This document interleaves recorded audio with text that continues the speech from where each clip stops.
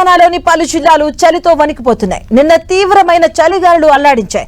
వరుసగా 24వ రోజు కూడా చలి తీవ్రత కనిపిస్తూనే ఉంది. 24 రోజులుగా ఉష్ణోగ్రతలు భారీగా పడిపోయాయి. సింగిల్ డిజిట్ ఉష్ణోగ్రతలు నమోదవుతున్నాయి.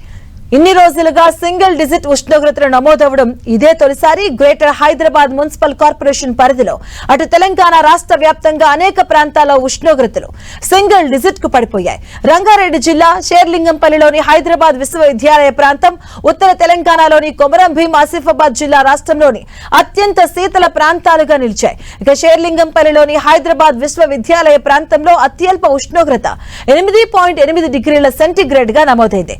నగరంలోని పలు ఇతర ప్రాంతాల ఉష్ణోగ్రతలు కూడా సింగిల్ డిజిట్ మార్కుకు దగ్గరగా ఉన్నాయి. ఇక రాజేంద్ర నగర్ లో 10 డిగ్రీలు, మౌలాలిలో 10.2 డిగ్రీలు, గచ్చిబౌలిలో 10.9 డిగ్రీలు, అల్వాల్, కుత్బుల్లాపూర్లలో 11 డిగ్రీల సెంటీగ్రేడ్ ఉష్ణోగ్రతలు నమోదయ్యాయి. తెల్లవారుజామున పరిస్థితులు ఆఫీసులకు వెళ్లే వారికి, విద్యార్థులకు, వీధి వ్యాపారులకు అసౌకర్యంగా మారిపోయాయి.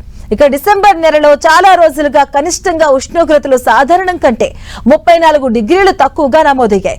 స్పష్టమైన ఆకాశం అలాగే ఉత్తర ఈశాన్య గాలుల ప్రభావం, రాత్రిపూట రేడియేషన్ శీతలీకరణ కారణంగా చలిగాలుల తీవ్రత ఎక్కువగా ఉందని వాతావరణ పరిశీలకులు చెబుతున్నారు.